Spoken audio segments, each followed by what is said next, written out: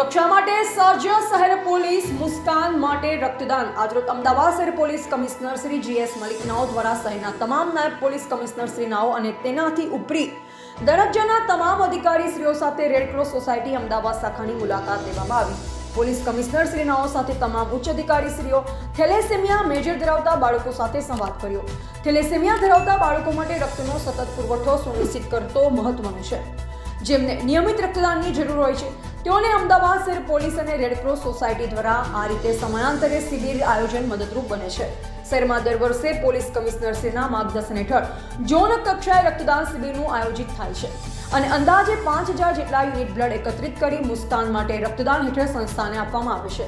આયોજન બાદ એકત્રિત થયેલ બ્લડ ઉપર શું કાર્યવાહી કરવામાં છે તે અંગે તમામ અધિકારીશ્રીઓએ જાણકારી લીધી છે.